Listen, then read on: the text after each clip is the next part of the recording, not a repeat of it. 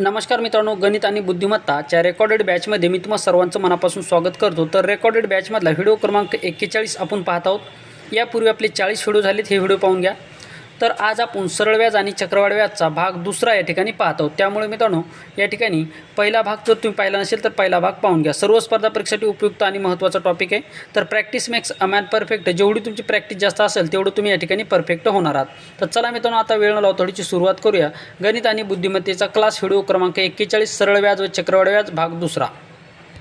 तर पहा मित्रांनो, 40व्या क्रमांकाच्या व्हिडिओमध्ये आपण शेवटचं जे काही गणित पाहिलं होतं ते गणित या ठिकाणी आपण रिवाईज करूया। पहा, राधाने मैत्रिणीकडून 700 रुपये उधार घेतले, मात्र पैसे परत करताना मैत्रिणीने 1225 रुपये परत मागितले, कारण राधाने 6 वर्षानंतर हे पैसे परत केलेले होते। म्हणजेच मित्रांनो, या ठिकाणी पहा, आता हे गणित मी तुम्हाला 2 वेळा सांगितलेलं आहे, कारण की आपण हे गणित सांगते वेळेस या ठिकाणी पहा वाचण्यामध्ये गडबड झाली होती।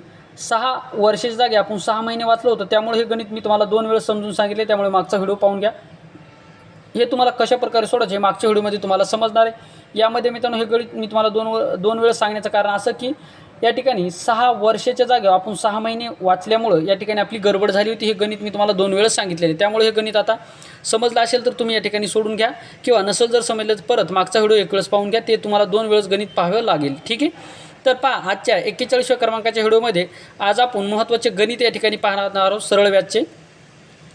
तर पहा, एक रक्कम 5 वर्षात 3 पट होते, तर त्याच दराने किती वर्षात ती 7 पट होईल। आता एक रक्कम हे पहा मित्रांनो, दर दिलेला आहे, परंतु आपल्याला दर या ठिकाणी दिलेला नाही।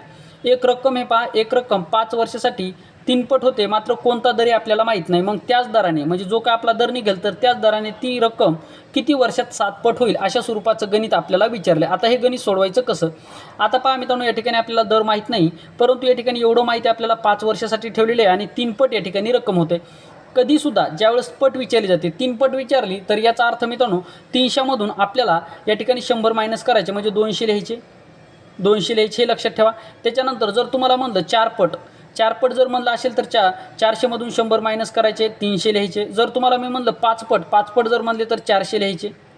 तुम्हाला जर म्हणलं 8 पट जर म्हणलं तर या ठिकाणी 700 लिहायचे, हे लक्षात ठेवा। तुम्हाला जर म्हणलं मी या ठिकाणी 7 पट जर म्हणलं तर या ठिकाणी 600 लिहायचे। म्हणजेच त्यामधून मित्रांनो 1 पट आपल्याला कमी करायची, एवढं मात्र तुम्हाला लक्षात ठेवायचं। मग आपल्याला या ठिकाणी काय दिलेलं आहे, एक रक्कम आहे, ती रक्कम 5 वर्षामध्ये 3 पट होते। ती रक्कम किती, 5 वर्षामध्ये 3 पट होते। आता किती पट होते, 3 पट होते। 3 पट होत आहे म्हणजे 1 पट कमी करायचा, म्हणजेच मित्रांनो या ठिकाणी 2 झाला, 2 म्हणजे 200, म्हणजे आपल्याला 200 लिहायचा। 200 लिहिल्याच्या नंतर किती वर्षामध्ये, 5 वर्षामध्ये, याला 5 लिहा भागाकारामध्ये। मग जर आपण 5ने जर भाग जर दिला तर 5 1 5, 5 चोक 20, म्हणजे 40% काय आला मित्रांनो, व्याजाचा दर आला 40%। आता याच दराने ती रक्कम किती वर्षामध्ये या ठिकाणी 7 पट होईल असं या ठिकाणी म्हणलेले। मग 7 पट म्हणजेच काय मित्रांनो, या ठिकाणी पहा 7 पट याचा अर्थ काय, 7 पट म्हणजेच मित्रांनो या ठिकाणी होईल 600। ठीक आहे, 7 पट म्हणजेच या ठिकाणी 600। 600 भागाकारामध्ये 40 करा, 600 भागाकारामध्ये 40 जर केला तर हा 0 कटला, हा 0 कटला, 15 चोक 60। म्हणजेच याचा अर्थ मित्रांनो, ती रक्कम, एक रक्कम 5 वर्षात 3 पट होते, तर तीच रक्कम किती दराने 7 पट होईल, तर ती 15% दराने या ठिकाणी 7 पट होणार आहे। म्हणजेच आपल्या प्रश्नाचं उत्तर असणार या ठिकाणी 15%। आशा करतो हे गणित तुम्हाला व्यवस्थितरित्या समजलेलं असेल। पुढचं गणित अशा स्वरूपाचे, हे सुद्धा गणित तुम्हाला या ठिकाणी लक्ष द्या। आता हे गणित सुद्धा त्याच स्वरूपाचे, टाईप तीच आहे मित्रांनो। पहा, एका रकमेचे 3 वर्षात 4 पट पैसे होतात, तर त्याच रकमेचे 9 पट पैसे होण्यासाठी किती वर्ष लागतील, अशा स्वरूपाचं गणित आपल्याला या ठिकाणी विचारलेलं, किती वर्ष लागतील असं विचारले। मग एक रक्कम पहा 3 वर्षामध्ये, पहा 3 वर्षामध्ये किती पट होते, 4 पट होते। 4 पट होते म्हणजे 300 भागाकारामध्ये जे वर्ष दिले त्याला भागून घ्या, किती आलं या ठिकाणी, 3 1 3 कटला, म्हणजे झाला 100। 100% काय व्याजदर झाला। 100% व्याजदर झाल्याच्या नंतर आता आपल्याला काय करायचं, ती रक्कम किती 9 पट व्हायली, 9 पट होत आहे म्हणजे या ठिकाणी 800 भागाकारामध्ये काय करायचं आपल्याला, हे 100 करायचे। 100 केल्याच्या नंतर या ठिकाणी हा 2 0 कटला, हा 2 0 कटला, राहिला मित्रांनो या ठिकाणी 8।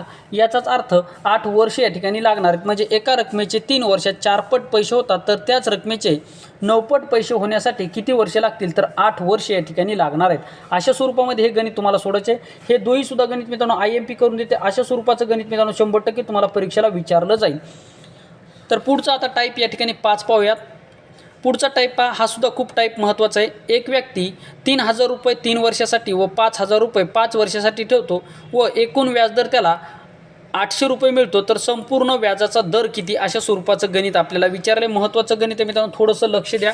अतिशय महत्त्वाचं गणित आहे. पहा मित्रांनो, एक व्यक्ती 3,000 रुपये 3 वर्षासाठी व 5,000 रुपये 5 वर्षासाठी ठेवतो व एकूण व्याजदर त्याला किती 800 रुपये मिळत आहे. म्हणजेच काय करायचं मित्रांनो, आता एकूण व्याजदर किती मिळते त्याला 800 रुपये. म्हणून आपल्याला या ठिकाणी सर्वप्रथम 800 रुपये लिहून घ्यायचे. 800 रुपये लिहिल्याच्या नंतर काय करायचं मित्रांनो, त्याला 100 गुणायचं आहे. 100 गुणल्याच्या नंतर आपल्याला छेदामध्ये आता काय करायचं, छेदामध्ये काय करायचं मित्रांनो, सर्वप्रथम किती 3,000 रुपये गुंतवत आहे. 3,000 रुपये गुंतवत आहे किती 3 महिन्यासाठी, 3 वर्षासाठी गुंतवत आहे. परत काय करायचं प्लसमध्ये, नंतर काय करते 5,000 रुपये गुंतवत आहे. किती 5,000 रुपये या ठिकाणी गुंतवत आहे. किती महिन्यासाठी, किती वर्षासाठी, तर 5 वर्षासाठी. आता काय करायचं मित्रांनो, समोर काय करायचं आपल्याला 800 गुणाकारामध्ये 100 आणि भागाकारामध्ये काय करायचं तर 3 त्रिक 9 म्हणजे झाले 9,000 रुपये. या ठिकाणी 9,000 रुपये झाले. 3 त्रिक 9 9,000 रुपये प्लस 5 5 25 हे झाले मित्रांनो 25,000 रुपये. म्हणजेच 9,000 रुपये आणि 25,000 रुपये याची जर बेरीज जर केली तर किती येणार, 9,000 रुपये आणि 25,000 रुपये झाले 34,000 रुपये. ही झाली मित्रांनो खाली 34,000 रुपये आपली बेरीज झाली. मग काय करायचं आता या ठिकाणी पहा खालचे छेदामधले 3 शून्य कॅन्सल होतील, अंशामधले सुद्धा या ठिकाणी 3 शून्य आपल्याला कॅन्सल करायचे. वरी राहिला मित्रांनो किती 80, छेदामध्ये राहिला 34. मग काय करायचं आता वरती जे काय 80 आहेत आणि छेदामध्ये 34 आहे याचा जर आपण भागाकार जर केला तर 2 जर भाग जर दिला तर वरती जाईल मित्रांनो 40 आणि खाली जाईल 17चा. जर 17ने जर आपण 40ला जर भाग जर दिला तर 17 1 17 17 2 34, 17 2 34 म्हणजे 40मधून 34 गेला किती राहिला 6 राहिला झाला 60. 17 त्रिक किती झाला मित्रांनो 51 राहिला 9. परत 17 5 85 म्हणजे 23.5% एवढा व्याजाचा दर या ठिकाणी असणार आहे. म्हणजे एक व्यक्ती 3,000 रुपये 3 वर्षासाठी व 5,000 रुपये 5 वर्षासाठी ठेवतो व एकूण व्याज दर त्याला 800 रुपये मिळतो. तर संपूर्ण दर किती, तर संपूर्ण दर 23.5% एवढा व्याजाचा दर या ठिकाणी असणार आहे. तर आशा करतो हे सुद्धा गणित तुम्हाला व्यवस्थितरित्या समजलं असेल. हे गणित काय केलं मिळणारा व्याजदर किती आहे मित्रांनो 800 रुपये म्हणून 800 गुणाकारामध्ये 100 केला. मग सुरुवातीला 3,000 रुपये गुंतवले 3 वर्षासाठी, नंतर प्लस 5,000 रुपये 5 वर्षासाठी गुंतवले. याची केली मित्रांनो आपण छेदामध्ये याचा सर्वप्रथम गुणाकार केला म्हणजे 3,000 गुणाकारामध्ये 3 प्लस 5,000 गुणाकारामध्ये 5 आणि वरती काय केलं मित्रांनो 800 गुणाकारामध्ये 100. मग याची जे काही गुणाकार येईल 3,000 गुणाकारामध्ये 9 केला झाला 3 जर केला तर 3,000 गुणाकारामध्ये 3 जर केला तर झाला 9,000. नंतर 5,000 गुणाकारामध्ये 5 जर केला तर 25,000 झाले. याची बेरीज झाली 34,000 आणि वरती झाला 800 गुणाकारामध्ये 100 भागाकारामध्ये 34. मग या ठिकाणी 3 शून्य कटला आणि अशा स्वरूपाची आपण प्रक्रिया केलेली आहे. पुढचं सुद्धा गणित याच स्वरूपाचं आहे. आता हे गणित त्याच स्वरूपाचं आहे, टाईप तीच आहे मित्रांनो. त्यामुळे पहिलं गणित जर तुम्हाला समजलं नसेल तर दुसरं गणित 100% समजणार. एक व्यक्ती 4,000 रुपये 5 वर्षासाठी व 7,500 रुपये 7 वर्षासाठी ठेवतो. एकूण व्याजदर त्याला 5,800 रुपये मिळतो. तर संपूर्ण व्याजाचा दर किती, अशा स्वरूपाचं गणित आहे, लक्षात ठेवा. आता या ठिकाणी सुद्धा काय करायचं, संपूर्ण व्याजाचा दर किती आहे मित्रांनो 5,800 रुपये. मग 5,800 रुपये संपूर्ण व्याजाचा दर लिहा, गुणाकारामध्ये 100 लिहा, कंपल्सरी गुणाकारामध्ये 100 लिहायचे आणि छेदामध्ये काय करायचं आता 4,000 गुणाकारामध्ये आपण 5,000 करूया म्हणजे 4 5 20 डायरेक्ट आपण आता करूयात. 4 5 20 म्हणजे झाला मित्रांनो 20,000 रुपये.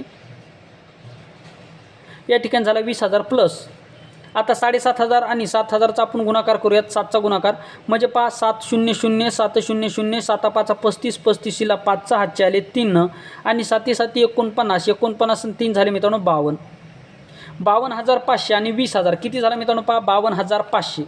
52,500 आणि 20,000 जर केला तर 52,500 मध्ये जर आपण 20,000 जर मिळवले तर ते 72,500 होतील. किती 72,500 किती होतील मित्रांनो या ठिकाणी 72,500. म्हणून काय करूयात आपण बरोबर 5,800 गुणाकारामध्ये 100 गुणाकारामध्ये 100 आणि छेदामध्ये काय होतील तर छेदामध्ये मित्रांनो 72,500 होतील. म्हणजेच अंशामधले 2 शून्य कॅन्सल, छेदामध्ये 2 शून्य कॅन्सल. आता काय करूयात आपण 5ने या ठिकाणी भाग देऊ शकतो. 5ने जर भाग जर दिला तर कितीचा जाईल 5 1 5 त्याच्यानंतर 5 1 5 आणि राहिला मित्रांनो 8मधून 5 गेला 3 राहिला 5 1 3 राहिलं म्हणजे 30 झाला. 5 1 30 म्हणजे 1160 वरती आलं. खाली आता 5ने भाग जर दिला तर 5 1 5 7मधून 5 गेला किती राहिला 2 राहिला झाला 22 म्हणजे 5 चोक 20, 5 चोक 20 आणि 5 5 25, खाली झाला 145, वरी झाला मित्रांनो या ठिकाणी 1160. परत याला आपण 5 भाग देऊ शकतो. तर पहा 5 1 5, 5 2 10, 5 9 45, 5 9 किती झाला 45 आणि 5 2 10, 5 2 10, परत राहिला 1, 5 3 15, 5 3 15, परत राहिला मित्रांनो या ठिकाणी 1 म्हणजे झाला 10. तर 5 2 10 म्हणजे 232 भागाकारामध्ये 29. आता 29चा जर आपण 9 वेळेस जर गुणाकार जर केला तर 29 9 किती होतात मित्रांनो पहा 29 8 म्हणजे किती 29 8 म्हणजे 9 8 72 म्हणजे एक स्थानी 2 आहे आणि 9 8 जर 29ला आपण जर 8 जर गुणलं जर म्हणजे 9 8 72 यांना म्हणजेच 29 1 29 29 8 232 म्हणजेच मित्रांनो आपला व्याजाचा दर 8% आलेला म्हणजे एक व्यक्ती 4,000 रुपये 5 वर्षासाठी व 7,500 रुपये 7 वर्षासाठी ठेवतो. एकूण व्याजदर त्याला 5,800 रुपये मिळतो. तर संपूर्ण व्याजाचा दर किती तर संपूर्ण व्याजाचा दर या ठिकाणी त्याला मिळालेले 8% व्याजाचा दर या ठिकाणी लागलेला आहे. अशा स्वरूपाचे महत्त्वाचे गणित तुम्हाला परीक्षेला विचारले जातात. कसे सोडायचे तर तुम्हाला प्रॅक्टिस करावी लागणार. प्रॅक्टिस केल्याच्या नंतर ते तुम्हाला संपूर्णपणे समजणार आहे. त्याच्यानंतर पहा आता हे सुद्धा गणित खूप महत्त्वाचे मित्रांनो. या टाईपचे सुद्धा गणित तुम्हाला परीक्षेला विचारले जातात. टाईप क्रमांक 6. एका मनुष्याने SBI बँकेमध्ये 5,000 रुपये 20% दराने ठेवले व IDBI बँकेमध्ये 8,000 रुपये 10% दराने ठेवले तर संपूर्ण वर्षात एकूण रकमेचे एकंदरीत व्याजदर किती पडेल. अशा स्वरूपाचं गणित आपल्याला या ठिकाणी विचारलेलं आहे. आता हे गणित सोडत असताना तुम्हाला एका गोष्टीकडे लक्ष द्यायचे. या ठिकाणी आपण कलर चेंज करूयात, काळा कलर घेऊयात. एक व्यक्ती काय करत आहे एक मनुष्य आहे तो काय करत SBI बँकेमध्ये 5,000 रुपये 20% दराने त्याच्यानंतर काय करतं IDBI बँकेमध्ये 8,000 रुपये 10% दराने ठेवत आहे. मग काय करायचं मित्रांनो सर्वप्रथम आपल्याला काय करायचं तर SBI बँकेमध्ये काय करते 5,000 रुपये हे लिहा 5,000 रुपये 5,000 रुपये किती टक्के दराने ठेवते 20% दराने ठेवते 20% दराने ठेवते प्लस नंतर काय करते IDBI बँकेमध्ये 8,000 रुपये IDBI बँकेमध्ये किती 8,000 रुपये IDBI बँकेमध्ये 8,000 रुपये किती टक्के दराने ठेवते तर या ठिकाणी 8,000 रुपये किती 10% दराने ठेवते 10% दराने ठेवते. आता छेदामध्ये काय करायचे 8,000 आणि जे काही तुम्हाला 5,000 दिले याची सर्वप्रथम काय करायची छेदामध्ये बेरीज करायची. म्हणजे 8,000 आणि 5,000 किती झाले मित्रांनो या ठिकाणी 13,000 हे झाले या ठिकाणी किती 13,000 झाल्याच्या नंतर आता करायचा गुणाकार म्हणजेच 20 5 100 वरती झाला मित्रांनो 5,000चे 20% दराने म्हणजे किती झाला वरती झाला 1,00,000 20 5 100 आणि या ठिकाणी 100 आणि वरतीचे 3 शून्य म्हणजेच मित्रांनो हे झाला 1,00,000 1,00,000 प्लस आता काय करायचे या ठिकाणी 8 गुणाकारामध्ये जर 10 जर केलं तर 8 10 80 8 10 80 आणि ही वरती 3 शून्य जसे असते तसे. आता झाला मित्रांनो 1,00,000 आणि वरती झाला 80,000 म्हणजेच मित्रांनो या ठिकाणी काय होणार आहे आपलं 1,00,000 या ठिकाणी 80,000 1,80,000 या ठिकाणी ही रक्कम झाली आपली 1,80,000 रक्कम झाली. म्हणजेच वरती झाला मित्रांनो 1,80,000 आणि खाली झाला या ठिकाणी 13,000. मग 13,000 वरचे 3 शून्य कॅन्सल परत 1,80,000 वरचे आपल्याला 3 शून्य कॅन्सल करावं लागतील. 3 शून्य जर कॅन्सल जर केली तर वरती राहिला मित्रांनो 180 आणि छेदामध्ये राहिला मित्रांनो या ठिकाणी किती 13ने जर भाग जर दिला तर भाग कितीचा जाईल 13ने जर आपण जर या ठिकाणी भाग जर दिला तर भाग कितीचा जाणार मित्रांनो 13 1 13. आता 18 मधून 13 गेल्याच्या नंतर किती राहतात 5 राहतात म्हणजे झाला 50 म्हणजे 13 1 26 13 39 13 किती झाला मित्रांनो 39 झाल्याच्या नंतर 50 मधून 39 गेल्याच्या नंतर राहिले 11 म्हणजे हा शून्य म्हणजे 110 राहिले म्हणजे परत 13 8 13 1 26 39 54 53 13 78 13 78 13 7 91 13 8 4 ओदर्शे 13 8 किती 4 ओदर्शे म्हणजे 104 म्हणजे त्याचा अर्थ 111 मधून 104 गेला. आता किती राहिला मित्रांनो 111 मधून 104 गेल्याच्या नंतर किती राहिला मित्रांनो 7 राहिला म्हणजे झाला 70. मग 13 1 ते किती झाला मित्रांनो 13 5 65 म्हणजे किती 104 मधून 111 मधून जर तुम्ही 111 मधून जर 104 जर मायनस केला तर या ठिकाणी किती राहते 11 मधून 4 गेला किती राहतात 7 राहतात. परत या 10 मधून 10 गेला 0 राहतात म्हणजे 7 राहतात. पॉईंट घेऊन घेतला शून्याचा म्हणजे झाला 70. परत 13 5 65 म्हणजेच मित्रांनो या ठिकाणी 13.85% व्याजाचा दर या ठिकाणी आपल्याला मिळणार आहे. अशा स्वरूपामध्ये हे गणित सोडवायचं आहे. पुढचं सुद्धा गणित अशा स्वरूपाचे ते सुद्धा गणित या ठिकाणी अशा स्वरूपाचे. यामध्ये आईने SBI बँकेमध्ये 15,000 रुपये 5% दराने व वडिलांनी HDFC बँकेमध्ये 20,000 रुपये 5% दराने ठेवले, तर दोघांना मिळून वर्षभरातील एकंदरीत व्याजाचा दर आपल्याला या ठिकाणी काढायचा आहे. हे सुद्धा गणित तशा स्वरूपामध्ये सोडवायचे आहे. काय करायचं मित्रांनो, पहा, आईने किती 15,000 रुपये गुंतवलेले आहेत, किती 15,000 रुपये गुंतवलेत, किती 5% दराने. त्याच्यानंतर प्लस वडिलांनी SBI बँकेमध्ये किती गुंतवलेत मित्रांनो, 20,000 रुपये. 20,000 रुपये किती टक्के, 5% दराने गुंतवले. आता छेदामध्ये काय करायचं मित्रांनो, हे 20,000 आणि हे 15,000 याची करायची आपल्याला बेरीज. म्हणजे 20,000 आणि 15,000 होते मित्रांनो 35,000 झाले. 35,000 झाल्याच्या नंतर मित्रांनो 15 पाच्या 75 म्हणजे 75,000 झाले आणि 20 पाच्या 100 म्हणजे 1,00,000 झाले. म्हणजेच याचा अर्थ मित्रांनो या ठिकाणी आपण काय केलं तर 1,75,000 1,75,000 आणि छेदामध्ये किती आले मित्रांनो 35,000. म्हणजेच या ठिकाणी हे अंशामधले 3 शून्य कॅन्सल होतील, छेदामधले 3 शून्य कॅन्सल होतील. म्हणजे 175 भागाकारामध्ये जर 35 जर केलं तर या ठिकाणी आपण 5 भाग देऊ शकतो.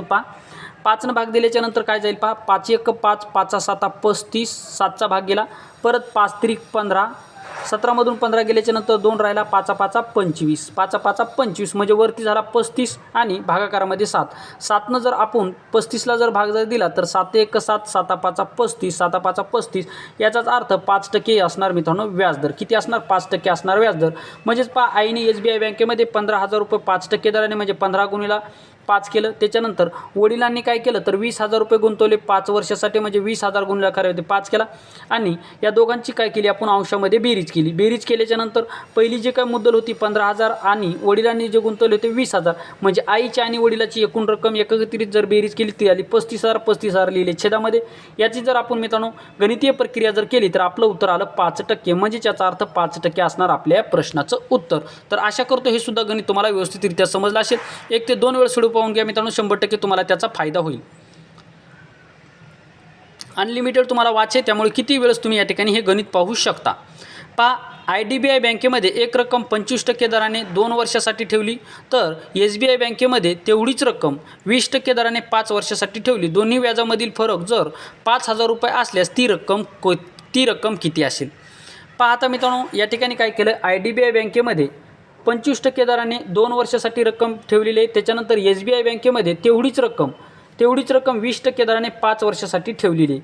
आता ही 5 वर्षासाठी ठेवल्याच्या नंतर आपल्याला जे काही व्याजामध्ये जो काही फरक असणार आहे कितीचा मिळते, 5,000चा फरक मिळते. मग मित्रांनो आता आपल्याला हे गणित थोडंसं तुलनात्मकदृष्ट्या सोपं आहे, थोडंसं लक्ष द्या. सर्वच गणित सोपे आहेत मित्रांनो तुम्हाला, परंतु काळजीपूर्वक लक्ष देणं गरजेचं असणार आहे. आता या ठिकाणी काय करायचं, आपल्याला जास्ती किती मिळणार आहेत मित्रांनो, फरक किती पडत आहे. सरळ यामध्ये व्याजामध्ये फरक कितीचा आहे, 5,000चा आहे. म्हणून 5,000 लिहून घेऊयात. 5,000 गुणाकारामध्ये 100 करा. 100 केल्याच्या नंतर आता आपल्याला छेदामध्ये काय करायचं मित्रांनो, छेदामध्ये आपल्याला काय करायचं, सर्वप्रथम 25% व्याजदर किती 2 वर्षासाठी, म्हणजे 25 दोन्ही झाले 50 प्लस. नंतर काय केलं, SBI बँकेमध्ये तेवढीच रक्कम ठेवली 20% दराने 5 वर्षासाठी, म्हणजे 20 25 झाला मित्रांनो 100 झाला. आता याच्यामध्ये मित्रांनो फरक आपल्याला विचारलेले, काय आपल्याला फरक विचारा, म्हणून या ठिकाणी आपल्याला काय करावं लागेल, फरक करावं लागेल. हे लक्षात ठेवा, आपल्याला या ठिकाणी काय करावं लागेल मित्रांनो, फरक करावं लागेल. आपल्याला बेरीज नाही करायची, फरक सांगितलेले. म्हणजे कारण की गणितामध्ये आपल्याला काय म्हटलेलं आहे, त्यांचा फरक सांगितलेला आहे. मग आपल्याला छेदामध्ये काय वजाबाकी करावी लागणार आहे. ठीक आहे, कारण की काय म्हणले, IDBI बँकेमध्ये एक रक्कम 25% दराने 2 वर्षासाठी ठेवली, तेवढीच रक्कम SBI बँकेमध्ये या ठिकाणी 20% दराने 5 वर्षासाठी ठेवली, तर दोन्ही व्याजामधील फरक, हा फरक शब्द दिले, फरक दिला म्हणून या ठिकाणी वजाबाकी केली. आता याची वजाबाकी केल्याच्या नंतर वरती येणार आहे मित्रांनो 5,000 गुणाकारामध्ये 100 आणि छेदामध्ये 100मधून 50 गेल्याच्या नंतर किती राहिला मित्रांनो, 50 राहिला. म्हणजेच खालचा 50 छेदामधला 50 कॅन्सल होणार, अंशामधला 50 खतम होणार. म्हणजेच हे 2 शून्य आपण 100वर जर टाकले तर मित्रांनो 10,000 असणार आपल्या प्रश्नाचं उत्तर. किती, 10,000 असणार आपल्या प्रश्नाचं उत्तर. म्हणजेच मित्रांनो IDBI बँकेमध्ये एक रक्कम 25% दराने 2 वर्षासाठी ठेवली, तर SBI बँकेमध्ये तेवढीच रक्कम 20% दराने 5 वर्षासाठी ठेवली. दोन्ही व्याजामधील जर फरक 5,000 रुपये असेल तर ती रक्कम कोणती, तर ती रक्कम असणार आहे मित्रांनो 10,000 रुपये. ती रक्कम किती ठेवलेली आहे मित्रांनो, 10,000 रुपये ती रक्कम या ठिकाणी ठेवलेली आहे. तर अशा स्वरूपामध्ये मित्रांनो आपण या ठिकाणी महत्त्वाचे गणित पाहिलेले आहेत. हे गणित परीक्षेसाठी खूप महत्त्वाचे होते. तर मित्रांनो पुढच्या व्हिडिओमध्ये आता आपण दामदुपटीवरील महत्त्वाचे उदाहरणे पाहूयात. हे सुद्धा परीक्षेला खूप वेळेस विचारले जातात. आता दामदुपटीवर मित्रांनो तुम्हाला पोलीस भरतीला यावेळेस खूप वेळेस प्रश्न विचारले जातील, कारण की दामदुपटीवर तुम्ही पोलीस भरतीच्या मागच्या प्रश्नपत्रिका जर पाहिल्या तर दामदुपटीवर तुम्हाला खूप वेळेस प्रश्न विचारले जातात. तर मित्रांनो आशा करतो हे संपूर्ण गणित तुम्हाला समजले असतील. जर समजले नसतील तर मित्रांनो 2 ते 3 वेळेस व्हिडिओ पाहून घ्या, 100% तुम्हाला ते समजतील. या ठिकाणी थांबतो मित्रांनो, पुन्हा भेटूया एका नवीन महत्त्वपूर्ण व्हिडिओमध्ये. तोपर्यंत थँक्यू, धन्यवाद, टेक केअर, बाय बाय.